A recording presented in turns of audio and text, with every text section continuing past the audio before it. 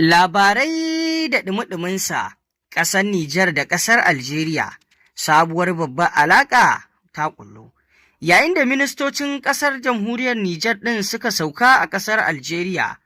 yayin da Manjo Garba Hakimi, ministan nan na lafiya, da sauran ministoci da suka raka shi zuwa wannan tattaunawa. Masu saurare ku gyara zama, domin jin yadda ta kasance. Wannan tawaga ta ministocin ƙasar Nijar sun tattauna da shugaban ƙasar Algeria ta Buni a kan wasu abubuwa muhimmai na ci gaba tsakanin ƙasar Nijar ɗin da ƙasar nan ta Algeria. Duk da cewa akwai tangarɗoɗi da ma wasu matsatsalu da aka samu a baya tsakanin ƙasar Algeria da kuma wannan ƙasa ta Nijar, amma a yanzu abubuwa sun saitu. Idan ba za ku manta ba, a kwanakin baya da kansa shugaban ƙasar Nijar Janar Darme Abdurrahman Chani ya je ƙasar ta Algeria, wanda zuwan nasa ya ƙara kawo muhimmanci da kuma ƙara danƙon alaƙa tsakanin ƙasar Nijar ɗin da Algeria. A wannan zuwa nasa, an ƙulla ƙawance mai ƙarfi dangane da hanyoyin da aka shimfiɗa domin shimfiɗa kyakkyawan tattalin arziki tsakanin ƙasashen guda biyu, Nijar da kuma Algeria,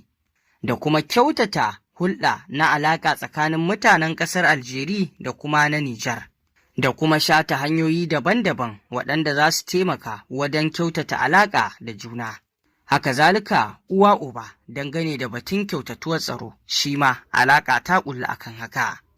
Wannan tawaga ta ministoci cikin albarka sun sauka a ƙasar Algeria kuma sun samu karɓuwa yayin da suka gana da shugaban ƙasar Algeria ɗin ta Buni.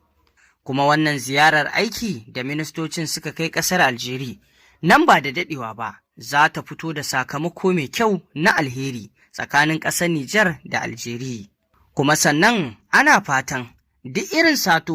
katsi da aka samu a baya tsakanin ƙasar Nijar da kuma Algeria, duka wannan za a kau da shi, hatta ma irin matsalolin da 'yan ƙasar Nijar mazauna ƙasar Algeria ke fuskanta a cikin ƙasar, shi ma ana fatan wannan al'amari zai zo ya huce, saboda irin waɗannan abubuwan da suke wakana idan aka samu kyakkyawar alaƙa da kuma dukkan abin da ake bukata, to za a kau da wancan tsari. Kaga kenan za a cimma abubuwa wanda za su kawo nasarori ga Nijar baki ɗaya, wanda babu shakka sai mu ce Allah ya sakawa Janar Darme Abdurrahman Chani da alheri da ma sauran dukkan kunshin sojin CNSP, saboda kyakkyawan tunani da suke kawowa wajen gudanar da waɗannan al'amura da kuma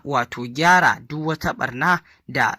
take a cikin abubuwa na tsari, domin a kawo gyara da kuma ci gaba a ƙasa.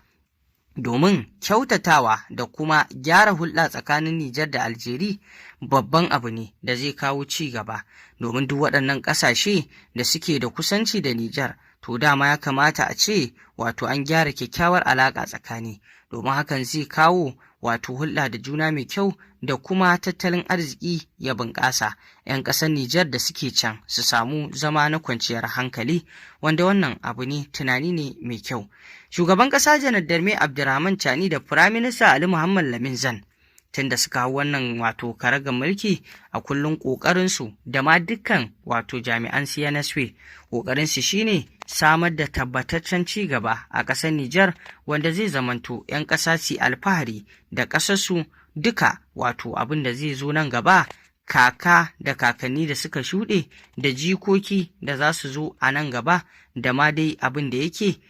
na ci gaban duka su riske shi, wanda babu shakka dai 'yan ƙasa na gaba waɗanda za a iya cewa jikoki za su yi alfahari da kakannin da suka gabata, wanda dai ƙasar Nijar ta samu sauyi ta hannunsu. To masu saurare, ƙarshen rahoton kenan, me za ku ce kan wannan alaƙa tsakanin Algeria